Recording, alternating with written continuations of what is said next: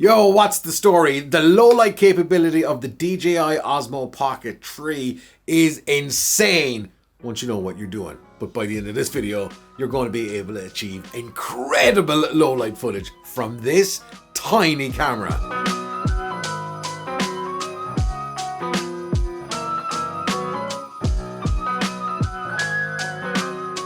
As you can see, the footage, it's mind-bogglingly good for this price point. It's insane. Now, let me stress this from the get-go. This is not the low light mode in the DJI Osmo Pocket 3. Nope. This is normal 4K 60. This is D-Log footage that you have been looking at. You've been looking at the normal profile. So this is directly out of the camera. Zippity special modes. And because you're using the proper, we'll say in this case, what I shot 4K 60, you have full control and all of the features that you may need, because low light mode is slightly limited in certain aspects depending on what you want to do. First up here, and this is a really important one, and this is where it might get a little bit fiddly. You gotta dial in the white balance, because depending on where you are, you can get wild swings of white balance. Now, white balance essentially is how cool or warm a scene is, and if it's an auto white balance, things can possibly go askew, and you can shift from blue to yellow, and it can just plain look awful. Now, that's not to say auto white balance is bad. It's not, but it's very much a case-by-case basis.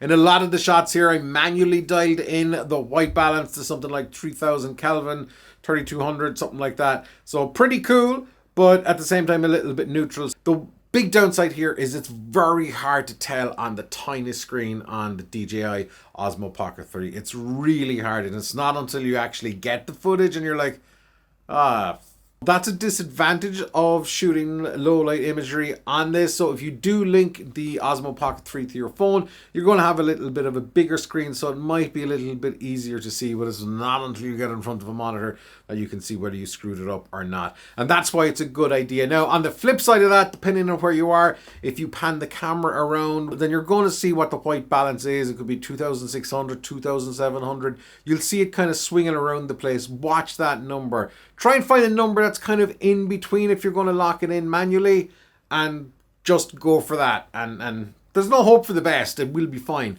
But that's what I did in some of these shots here. Now, manual settings for D-Log is absolutely vital, and it's another thing as well. Even like in normal color profile, you really got to take a look at the manual settings here, because the ISO range is huge. Now, ISO is kind of how bright or dark the sensor gets, and the higher the number, the brighter the sensor drives things up a little bit artificially, and that's going to bring in more noise regardless of your noise reduction setting. More noise is not good for your audience, but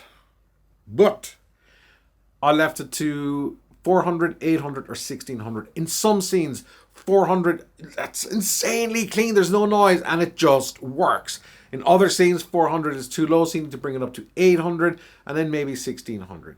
So I would go no more than 1600. If you leave everything in auto, the ISO will just drive up right up to the moon, and while you might collect some Bitcoin on the way, it's too noisy in certain places. And there's not a lot you can do in post-production with noisy footage. Yes, you can run denoisers and all that jazz, but for most of us, you just want to get your footage looking good and bang, ready to rock. Something else that's hugely important here when you're taking low light footage, if you've got any lights in the scene, and a lot of the footage I've shot recently, Christmas stuff, sorry, I know it's like the middle of summer, but different lights have different frequencies and electricity depending if you're in a PAL region or in a TSC. I know this all sounds like the long lost episode of MacGyver. It's not, but you got to be in the right frame rate. So gotta make sure auto flicker is turned on. But if you're in a PAL region, you got to be in 4K 50, because if you're in 4K 60, it's flicker central. And while you can laboriously fix that footage slightly, just drop it into either 4K 60 or 4K 50 if you're doing any kind of slowed down footage in low light, because those lights will absolutely wreck your footage. Doesn't matter about colors or white balance. That flicker, boom, it's no good. I know what you're saying. You're going, okay, this is a whole lot of work. And it kind of is. I shot an absolute ton of footage over countless nights, more or less in a similar spot. And it is a lot of trial and error. So if you're in the app, you have a histogram so you can see if things are overexposed or underexposed. If you're in manual, take a look at the screen, because you're going to see, you know, zero point 0.3, negative 0.57, whatever EV. That means you're underexposing quite a lot. So if it's negative, you're underexposing. If it's no negative sign, then you're overexposing. So I have found though that slightly overexposed in low light footage seems to be okay, but some of this footage I shot here was hitting negative zero point 0.7 and stuff like that, and it seemed to be okay.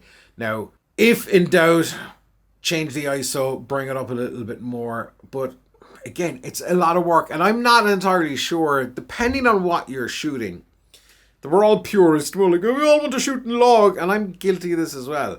But for certain things, you probably don't need to shoot low light footage in log. So what do? Normal color. And you're like, okay, do we still have to do the exposure thing? And you know what? You can leave the whole thing go in auto. And if things are too bright, if you swipe from the right of the screen, only while you're recording, you can drop the exposure value just up or down. So if it's too bright, you're eyeballing it, drop it down just a little bit, maybe 0.3, 0.7, whatever.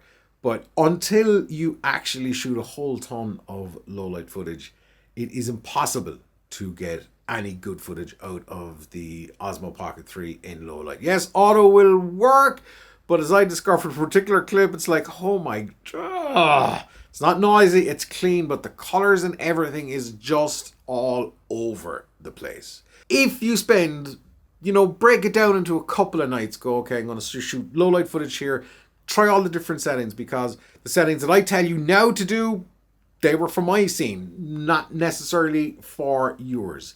So very bright scenes, bring the ISO down if it's low light, you know, 400 max. If it's a very dark scene, it's no more than 1600. And just make those changes. And it's easy just to swipe and make those changes on the fly.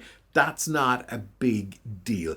But the higher those ISO numbers, the more noise you can bring in. Now, all that aside, right? There's a lot of settings there. There's a lot to take in. I get that. Like and subscribe. Thank you.